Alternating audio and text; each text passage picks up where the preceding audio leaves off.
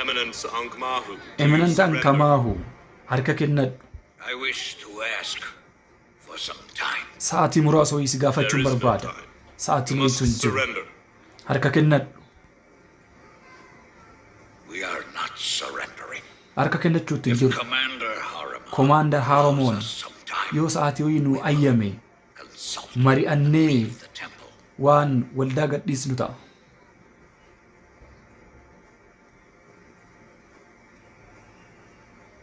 We will wait, Eminence Ankmahu. Eminent Ankmahu. Isin eegna. Kabajaaf jecha.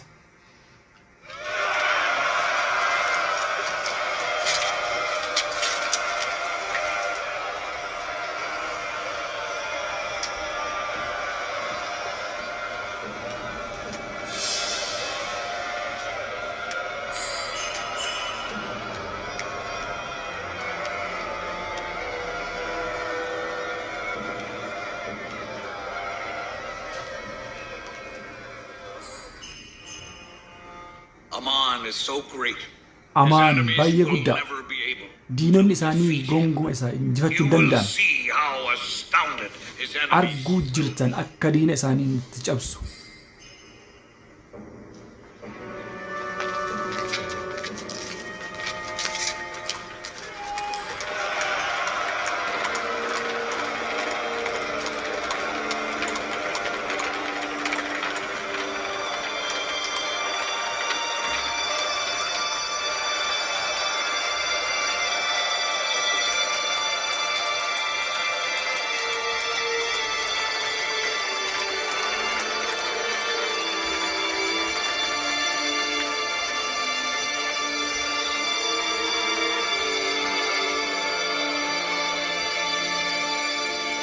What's happening?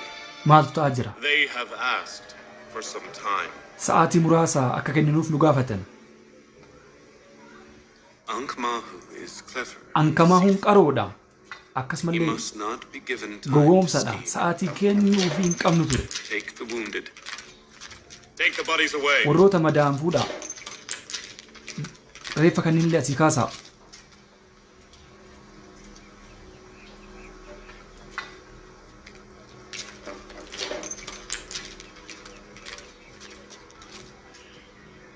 That statue will have to be broken. Hawiltiin kun cabuu qaba. No, I Lak will not allow that. isin hin If ayyamu we must, we yoo will use barbaadu force. nu humna I will fayyadamu. break Amon's statue so that everyone Cabuu qaba will hawiltiin see kun namni it is hunduu akka inni powerless. humna takka hin Do qabne haa not argu. enrage Aman. Isa He biran will take gee revenge on you. haloo sitti ba'a. Do not worry about us. Waa'ee kanaa waa'ee Let's see keenya what hin dhiphatin. revenge he can manage. Mee Stand aside. haloo barbaade nurratti haa ba'u. Gori karaarraa I won't allow it. hin You ayyamu isin. cannot go near Aman. You have no right to insult Mirgan Aman. qabdan Amooniin arrabsuu. Step aside. Gori karaarraa. Step aside before Gori I karaarraa osoo become ani hin angry. aarin. Step aside. Gori karaarraa. May Amon's curse be upon Abaarsi you. Amoon sirra haa jiraatu. Wrath befall you. Amaa abaarsi Amoon sirra haa jiraatu. May the God's anger befall you.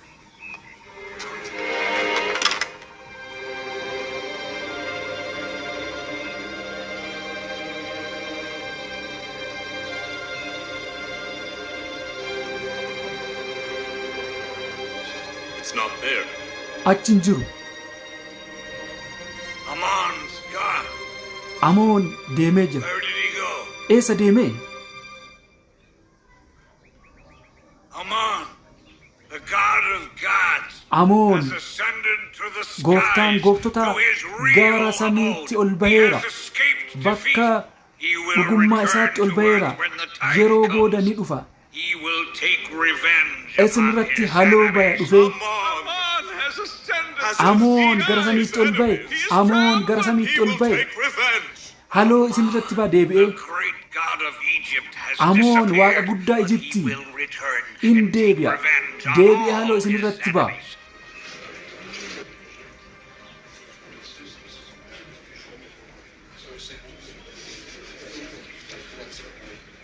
We should not have attacked Aman.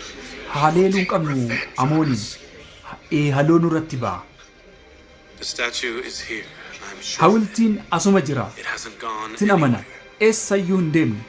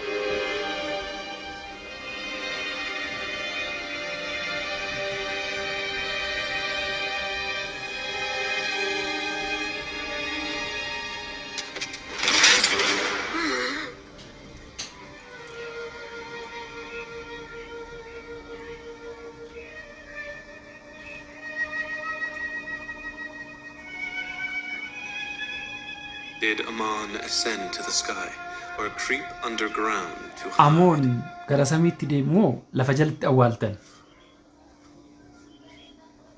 Commander Horemheb, Commander Haromoon take them to Severa prison. They will be qabi tried later. hidhaa laalessituutti isaan galchi. Curse be on Amon.